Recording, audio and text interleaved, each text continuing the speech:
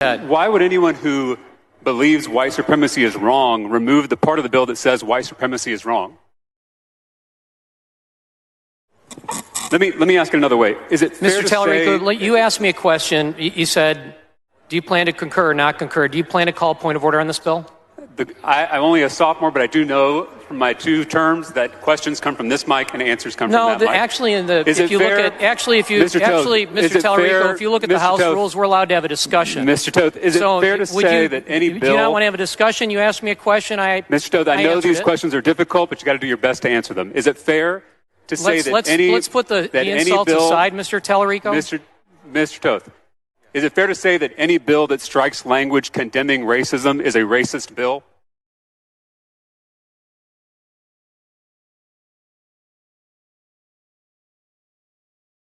Mr. Toth, we can move on to another question. This bill is teaching certain values. In Section FA1, the bill mandates that teachers teach an appreciation of participating in civic life, a commitment to the United States and its form of government, and a commitment to free speech and civil discourse. But we are choosing, in fact, you're choosing today not to teach students that white supremacy is morally wrong. So we are just teaching some values and not others in this bill. Is that correct? Is there anything in this bill, Mr. Tallarico, that precludes the teaching of white supremacy? Mr. Toth, does the bill mention white supremacy? Simple question. You made a statement, and I'm giving you an answer. Again, is there anything in this bill that precludes the teaching of white supremacy? Again, Mr. Toth, I didn't bring this bill, nor would I ever bring this bill as an educator or a person of conscience. But I want to ask you, do you think that the removal of this clear and simple language condemning white supremacy reveals that the true purpose of this bill is to teach our students a whitewashed version of American history? No, absolutely not.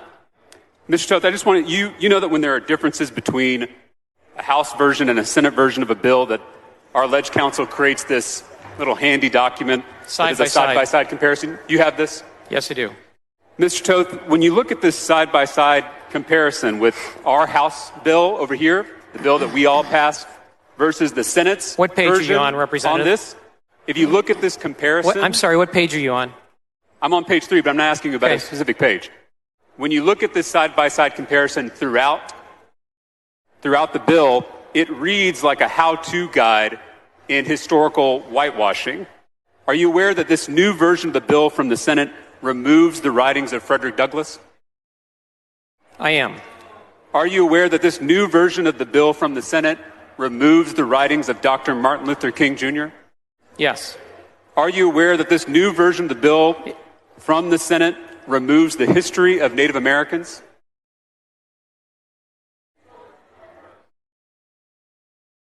The way the bill is laid out, that's a yes or no question. Because we were very clear that we could not be conclusive about every single document out there that we could. I'm going to give you an answer. This isn't a trial. I'm going to give you an answer. Okay, I'm ready for the answer. The way it's set out is so that a teacher can go to different documents in different authors by which to teach from. It's by no means meant to be a conclusive list. Let me just ask you one more time. Are you aware that this new version of the bill from the Senate removes the history of Native Americans? It's on page 3 of the side-by-side if you don't have it in front of you. Then I believe you. Okay.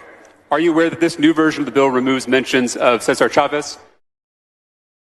Yes. Are you aware that this new version of the bill removes mentions of Susan B. Anthony? Yes, I am. Yet the new version of the bill from the Senate, this is not the bill we all passed as a House, but the Senate's version, it still includes the writings of Alexis de Tocqueville, and he's not even an American. Could that be because he's a white man? Not exactly. And let me respond something to you brought up Susan B. Anthony. Are you aware, Representative, that Susan B. Anthony was an abolitionist? Again, I don't have to answer questions about this bill because I would never file it. No, we're having a discussion here, and there's nothing about me in the rules not being able to ask you a question. From what I can see, were you also aware that she was pro-life? Mr. Toth, I know. She fought against both slavery. I know these are hard questions. I really do, but I need you to try to answer them. From what I can see, the new version of the bill removes all mentions of people of color and women from the legislation. Is that correct?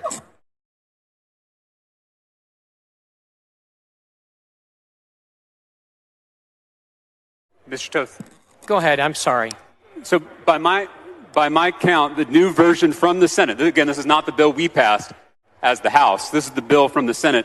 It removes 9 historical figures of color and 6 female historical figures from the bill, which means that all mentions of people of color or women have been removed from this bill. Is that correct?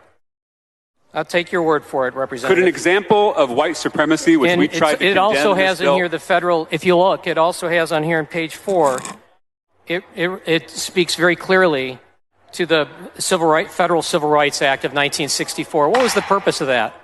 Gentleman's time's expired. Mr. Speaker?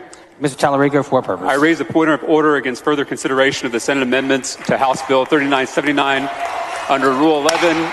Members, we're not going to have outbursts on the House floor. Under Rule 11, Section 2 of the House rules on the grounds that the Senate amendments are not germane to this bill, and Rule 8, Section 3 of the House rules, and Article 3, Section 35A of the Texas Constitution on the grounds that the bill contains more than one subject. Please bring your point of order down front.